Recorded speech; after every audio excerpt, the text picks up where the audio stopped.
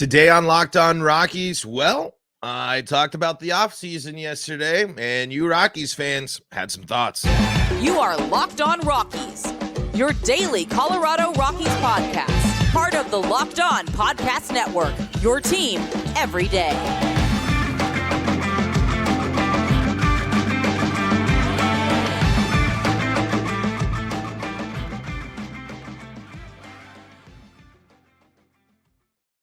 Rock on Rockies fans, welcome into the Locked On Rockies podcast for today, the 13th day of February in the year 2024. I'm your host of the Locked On Rockies podcast, Paul Holden, bringing you your daily Colorado Rockies talk right here on the Locked On Podcast Network, where you can find your team every day. And if your team is the Colorado Rockies, you are in the right spot. You can find us on your favorite streaming service. You can find us on the Locked On Rockies YouTube channel, and you can be part of the show, just like today, because today's show is going to be a lot of comments from yesterday's episode. We're also going to head over to the Rockies subreddit, just kind of give you some ideas as Rockies fans are responding to the Rockies offseason, which is basically wrapping up. It depends on how you look at spring training. I guess spring training is kind of off-season in a way, but for a lot of people, that's the start of the season. A lot of stuff still happens during spring, but regardless, today we're going to talk about that, and then I'm also going to talk about, we talked a little bit about it yesterday, and as we continue to preview the season, as we continue to look forward for the Rockies, I really don't think we've talked enough about the potential impact of Brendan Rodgers. We're going to talk about that on today's episode as well. Before we dive into all that good stuff, before we dive into all the fun, I am your Rockies fan extraordinaire, Paul Holden, been bringing you your daily Colorado Rockies talk now for almost 4 seasons, and been a fan of the Rockies my entire life. We are brought to you today by FanDuel. Make every moment more. New customers join today, and you get $150 in bonus bets if your first bet of $5 or more wins. FanDuel.com/lockedon to get started. So yesterday we reacted and responded to the Athletics grading of the Rockies offseason, which was an F. Basically saying the Rockies didn't do anything, basically saying the Rockies are going to be worse. The Rockies are, what are you doing? What are you thinking? And I gave my thoughts yesterday. Of course, there's a whole full episode yesterday. And I asked, what's on your mind? How did you respond? And we got some Rockies fans and a Braves fan coming in and letting us know about what's going on their minds here. And I'm just going to read a couple here. And let's start with K Gold 53.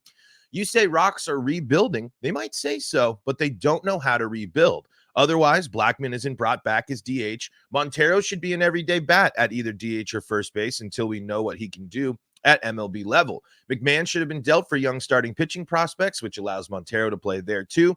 Only thing Rocks are rebuilding is the drywall in their finished basement. K Gold laying down the slam on the Rockies. And well, I think that there are some stuff. I mean, look, if you're not a diehard Rockies fan, if you aren't a big a guy that likes kind of the cheesy side of sports and sports fandom, the Charlie Blackmon signing certainly might set that off. Where take the sympathy out, take out all that, and you're just saying it's Charlie Blackmon. I mean, he's far past his prime. He played too much defense. The Rockies really don't have a better potential leadoff guy than Charlie Blackmon.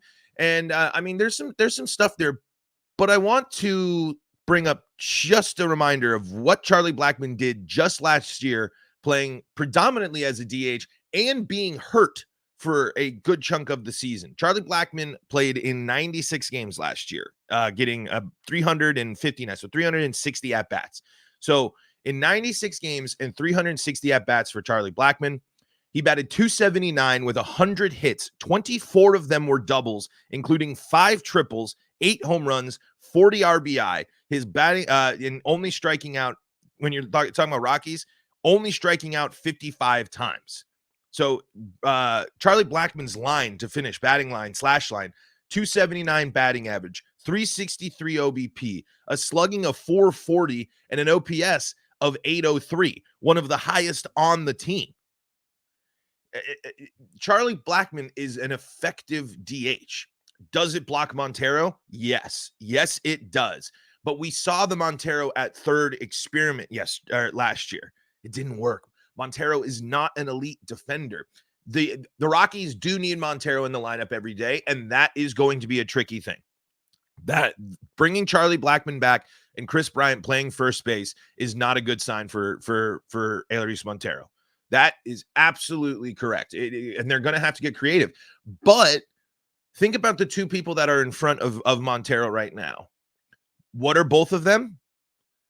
Potentially going to get injured. I mean, Charlie Blackmon isn't always getting injured, but he can get banged up. We'll see what the DH role will be. And we'll see about him taking more days off to get Montero in there, or Chris Bryant's taking a day off, or someone else is taking a day off, and the Rockies are going to be able to use Montero as the DH to fill in there. I mean, they're gonna get creative. Montero saw a good amount of playing time at the end of last season, where all of these players, when all of these players were actually still playing, including a little bit of Chris Bryant and Charlie Blackmon. I mean, last year, Montero did get to play in 85 games. He got 284 at-bats. So he certainly needs a lot more. He certainly needs to be a lot better. But after his inconsistent up and down and what's he going to do, Montero was in the lineup every day just about for the last 2 months of the season. So the Rockies are going to be able to figure out ways to get him in there. But I can't agree more with K Gold's assessment of Montero. We're never going to know what Montero can do if he does not get the consistent time. There is no universe in which Montero can go up and down even at all this year. Montero needs to be seeing major league pitching consistently to be able to see, hey, what do we have in this guy? Especially as the Rockies are craving a big power bat. And then Montero has talked about wanting to be that guy for the Rockies, wanting to be the guy that can be the power hitter for the Colorado Rockies. And, we saw that he was able to start, driving in some runs. He finishes off the last 2 months of the season with 8 home runs in that time, 23 RBI. So there is an argument to be made, of course. So he is going to be one to watch, especially through spring. But I'm sure the question of how to handle that logjam is going to be figured out. But K Gold, thank you so much for your comment. And just to go back, I think you do have a point there with the Rockies not knowing how to rebuild. It's not something that they've actually done a lot of in their franchise history. It's not something that the Rockies have they hated the word. I mean, remember, the Rockies didn't even want to ever use the word. I don't even know if they've actually used the word rebuilding to describe right now. But this team is rebuilding. The trade deadline last year, getting Nolan Jones, and really, again, this offseason of knowing that you're not just 1 or 2 pieces away, doing a full good another year of evaluation and going into 2025. I do think that's the Rockies' plan. And I think that's the right call. But thank you, K Gold 53 for your comment as well. Him and longtime fan Lux Ace also going back and forth. And so really good. I like this conversation. Not only that, there's a lot of conversation going on in the comments here. Michael Disney, an old friend here, says Rogers coming back is huge for the Rockies. You never know what will happen at 20th and Blake any game. Hopefully they stay healthy and catch a spark this season. Yeah, I really think when you're looking at that type of stuff, when you're just, hey, I'm a Rockies fan till I die. I know, Mike. I know you've been following the Rockies longer than I have, basically. I mean, but it's if the Rockies do show a spark, if the Rockies go on a couple of runs this season, that is something that you're going to sit there and really start raising your eyebrows, especially as the Rockies are going to be tested immediately to start the season, as we've mentioned before. Thanks for always for tuning in here, Disney. I really, really appreciate it. And okay, I got a couple of non-Rockies fans who came in. Actually, no, one of them's a Rockies fan. So we got more reaction to yesterday's episode and the Rockies offseason coming up here in segment number 2. So be sure to hang around. Before we move on, though, got to tell you about our friends at eBay Motors. eBay Motors has got you covered with your ride or die. Passion, drive, and patience. What brings home the winning trophy is also what keeps your ride or die alive. eBay Motors has everything you need to maintain your vehicle and level it up to peak performance. From superchargers, roof racks, exhaust kits, LED highlights, and more. Whether you're into speed, power, or style, eBay Motors has got you covered. With over 122 million parts for your number one ride or die, you'll always find exactly what you're looking for. And with eBay Guaranteed Fit, your part is guaranteed to fit your ride every time or your money back. Because with eBay Motors, you're burning rubber, not cash. With all the parts you need at the prices you want, it's easy to turn your car into the MVP and bring home that win. Keep your ride or die alive at ebaymotors.com. Eligible items only. Exclusions apply. eBay Guaranteed Fit is only available to U.S. customers. This is the Locked On Rockies podcast for free and streaming on your favorite streaming services, bringing you your daily Colorado Rockies talk right here on the Locked On Podcast Network, where you can find your team every day. If your team's in the Colorado Rockies, you're in the right spot. Hey, and if you want to be part of the show, just like we're doing a lot on the episode, check us out on YouTube and find the Locked On Rockies YouTube channel. That's where I'm reading a lot of these comments from. That's where I'm reading from our Locked On Rockies fans out there that tuned into the show yesterday, giving me their takes on the Rockies offseason. Hey, if you like watching stuff on YouTube, Locked On has launched the first ever national sports 24/7 streaming channel on YouTube, and now you can find it on Amazon Fire TV. Locked On Sports Today is here for you 24/7, covering the top sports stories of the day with the local experts of Locked On, plus our national shows covering every league. Find the Locked On Sports Today channel now on Amazon Fire TV. Okay, so we are reading Rockies fans' reactions to the pod yesterday to the Athletic piece, and we talked a little bit. We read a couple. Now, let's read a couple more here. All right, Mike Redmond says, Baltimore Orioles in 2021 were 52 and 110. Baltimore in 22 was 83 and 79. They did not break the bank, let players develop. Some people got healthy, and small moves paid off. Colorado Rockies may not be 83 and 79, but I don't think 75 wins is a stretch.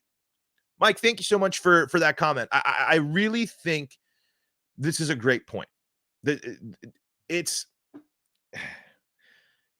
easy to think that the Rockies' solutions are immediately just sign a couple players. It's Coors Field. We're going to do this. But look at the trends. Look at the overall problems with the Rockies. Look at what they've struggled with over the past few seasons since the playoffs. Offense has continued to go down. Pitching has gone down as well. It seems like a regression. It seems like a lot of this isn't working. The Rockies have now shed a lot of the veteran and we know what we got presence. They did it last year with one of their busiest trade deadlines that we've seen in a while. Most of the position players that were not only in that transitional weird time post Arenado and post Story are mostly gone outside of a couple of the ones that remain as the core. Your Rymack, your Rogers, your Blackman, and your Diaz. Chris Bryant, I guess, kind of fits into that equation too, but hasn't really played enough. So, I mean, the Rockies have known what players they want to stick with, what players they believe in, and they're still here. I mean, there's a reason why they're still here. There's a reason to believe in these guys. There's a reason to think that the foundation is setting up for success for the Rockies. But it's also opening up the fact that the Rockies need Ryan McMahon and Rogers and Elias Diaz this year as they head to the trade deadline. Those names are going to come up a lot. Those names being successful are going to come up and be a thing and be a question for the Rockies, because as I believe it was K-Gold here, McMahon should have been dealt for young pitching prospects, which allows Montero to play. McMahon still could get moved. It is certainly still a possibility here, depending on how the Rockies are going to handle second base. Are they going to bring Amador up? I mean, that certainly can still happen. But the Rockies do have solid pieces. They're not the best in the business. They're not overwhelmingly great. I understand that. But if Nolan Jones does turn into a superstar, if Ryan McMahon and Brendan Rodgers are potential all-star caliber players, Elias Diaz is a solid backstop. You have pieces that and players that can help the Rockies overcome some of their issues. and be a better team this year. I really am more confident going into the 2024 season that the Rockies will be a better team than they were in 2023. Not by much. I think 75 wins would be the absolute peak ceiling for this team. But if the Rockies win 70 games, that's a 12-game improvement. That's more than a 12-game improvement. That's a 17. What is that? The Rockies lost 103 games last year. Was it 103? If you do that, I mean, that's nearly a 20-game improvement that the Rockies get of a swing. And then that shows you that there's something here. I do think the Rockies have a pulse. I do think the Rockies have interesting things. I'm with you here, Mike. I don't think it's going to be a complete turnaround. But the Orioles, I mean, that's a massive turnaround. 52 and 110 to 83 and 79 in 1 year. I know the Rockies aren't the Orioles, but other teams have bounced back from worse situations. And the Rockies do have really interesting pieces. Let's not negate how we talk about this all the time. Let's not negate how good the Rockies are going to be on defense this year. Let's not forget that the Rockies have a guy that has been getting a ton of buzz this year and being compared to some of the best players in baseball. Let's not forget that the Rockies now potentially have maybe their best defensive center fielder of all time. I'm ready to say that. I mean, the potential. I put the potential there to quantify it there. I know it's early. But just sitting here after the offseason and throwing your arms up and saying the Rockies are doomed because they didn't go out and spend a bunch of money this offseason, I think you're missing the point of what they're going through, of what they went through last year and why they did what they did at the trade deadline, why they went out and got Nolan Jones.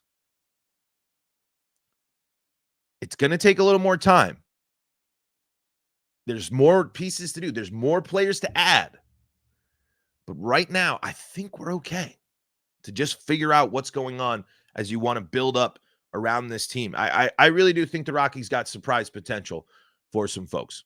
Not much, but I mean, as the NOS just got better again today. The Giants made another acquisition. I mean, the division, that's going to be a tough thing. But when other teams roll through Coors Field, the biggest evaluator for this team, if they're making progress, honestly, or one of the biggest ones, is going to see how this team goes and does on the road as well. So we'll see. We'll see, Mike. I'm hopefully we're going to feel like we can get a nice bounce back season as well. Okay. Pokeball01 says, Braves fan here that lives in Colorado. Here's my opinion on this. The Rockies offseason was a failure. They can say that it's a rebuilding year and be judged that way, but why can't you go after better pitching for a year or two? I completely disagree that getting better pitchers than Quantrill and Hudson on one-year deals is pointless. What if the kids break out and you're contending for a wild card? If you have better quality pitchers, you may get there. The Rockies are already admitting they won't make the playoffs and are building for that hypothetical scenario.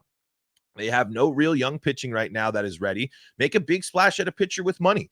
Blake Snell admitted that he doesn't care what team he goes to. He just wants to get paid. He's an option. The front office will never tell that to the fans, though. Thank you, Pokeball. I really appreciate you coming in. We love getting that outside fan perspective as well.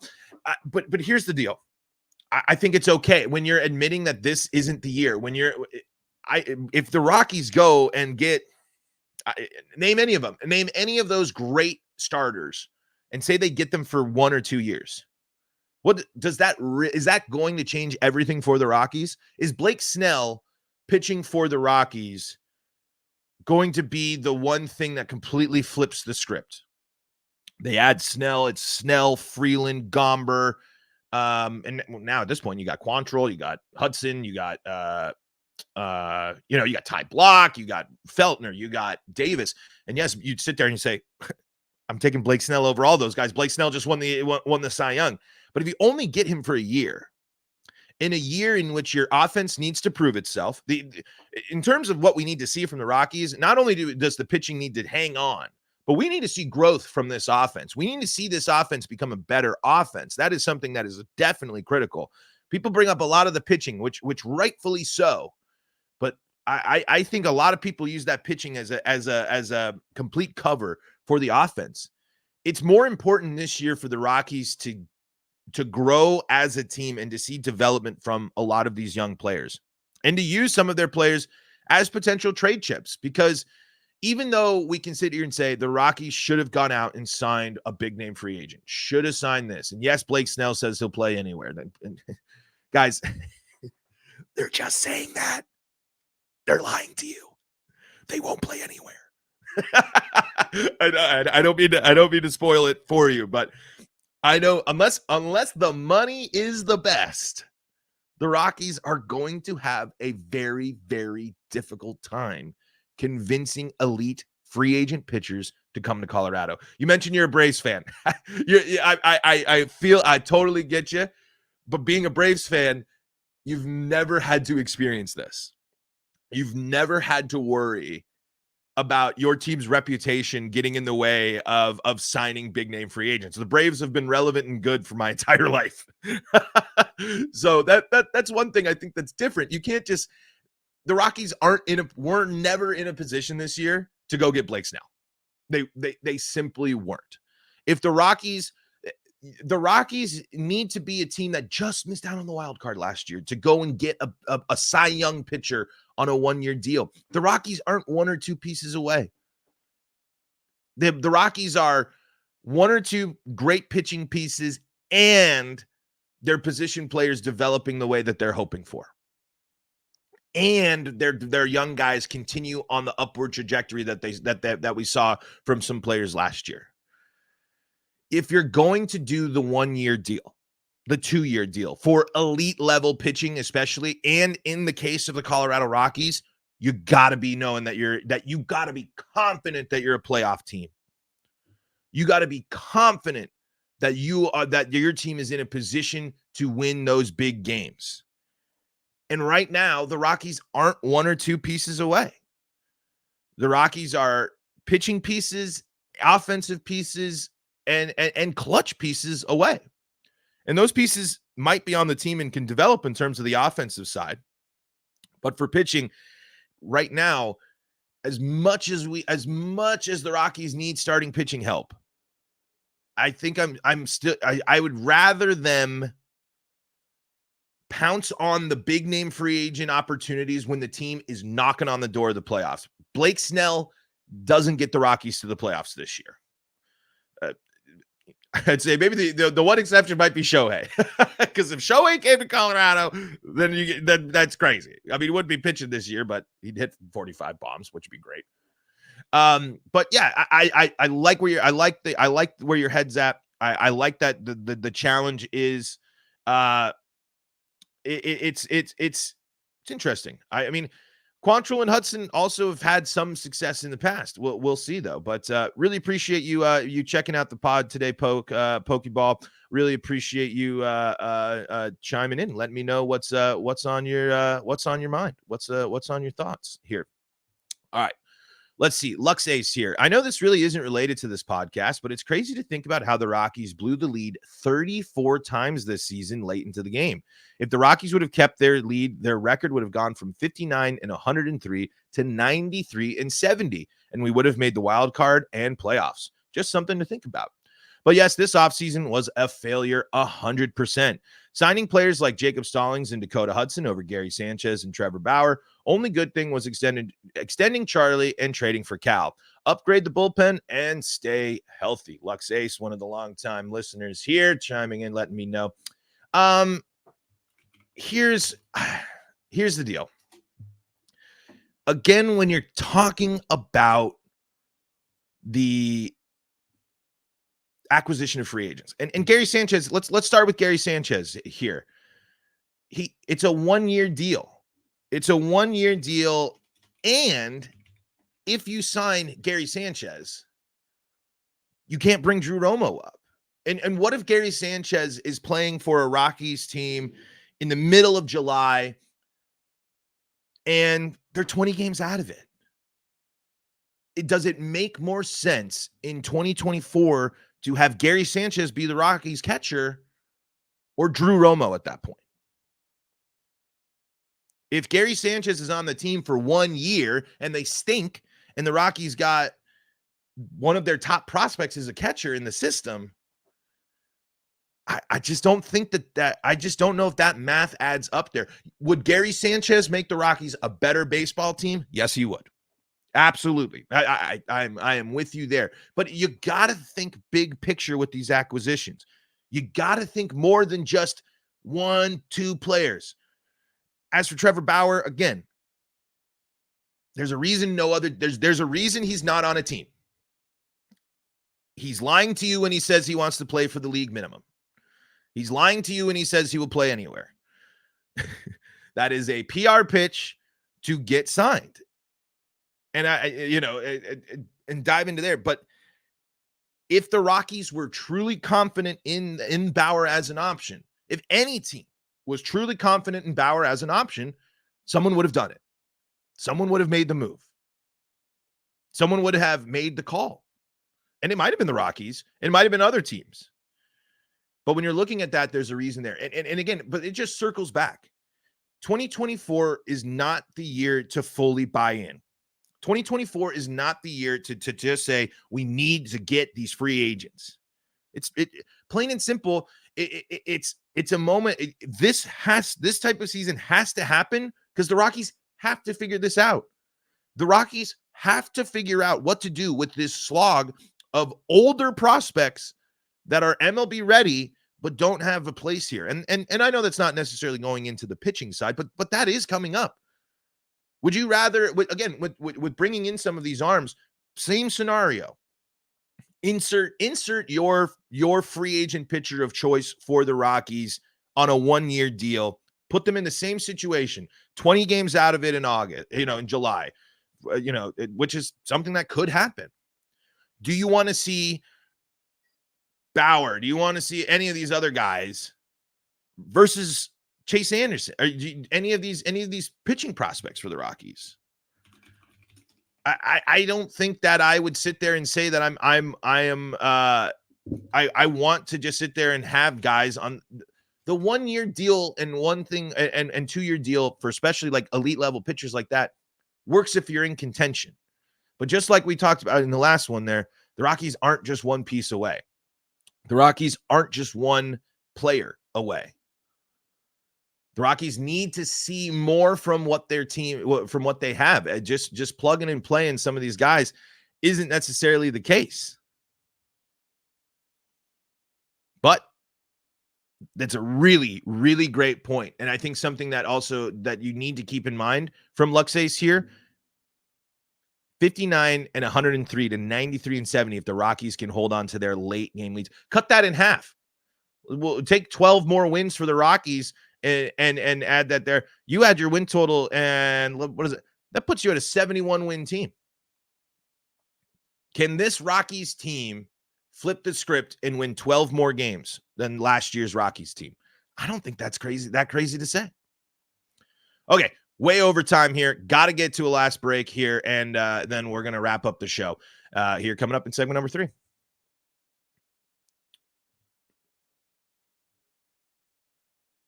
There's my FanDuel thing. FanDuel's got you covered here this basketball season. It's basketball time now. Football's wrapped up. NBA's in full swing. March right around the corner. Get buckets with your first bet on FanDuel, America's #1 sportsbook. Right now, new customers at FanDuel.com/lockedon get $150 in bonus bets with any winning $5 bet. That's $150 if your bet wins. Don't miss out on the quick bets, the live same-game parlays. Love me a live same-game parlay. Super fun there. Prop bets are always a good time as well and more. Just visit FanDuel.com/lockedon. Hey, future bets for baseball going on right now as well. If you're curious, you want to go some division winners, you want to see what's going on with the Rockies, see all the betting action at FanDuel.com/lockedon. Just visit FanDuel.com/lockedon and shoot your shot. $150 in bonus bets if your $5 bet wins. That's FanDuel.com/lockedon. FanDuel, official sportsbook partner of the NBA. Oh boy, we are running out of time here on the pod today. We are not going to get to our Brendan Rodgers conversation, but we will save that for another time because we had Rockies fans, Braves fans even, tuning in and hanging out with us here, giving us their takes on the Rockies offseason. There was some good conversation there in the comments as well. between everyone. So really appreciate all of you letting me know. And again, like I said, we got people saying that it was a mistake here. And I want to finish with one more comment here. Tracy here says, Tracy635 says, I wouldn't say they had an awful offseason, but I think they missed on some players that could have really helped this team. Players like Donnie Sands, Bubba Thompson, and Max Castillo, these guys could have all been claimed off waivers. I like Quantrill, and why not take a flyer on Hudson? Stallings is real good in handling young pitchers, but I think we would have been better off grabbing Sands to back up Diaz. Brandon Woodruff is out there. He's intriguing on a 2-year deal as he won't pitch this season. Incentive-laden contracts like what the Red Sox gave James Paxton a few seasons ago. Agreed, our young guys need playing time to see what they have, but all the teams hunt for talent, and the waiver wire certainly helps. Remember, that's how we got Adam Ottavino.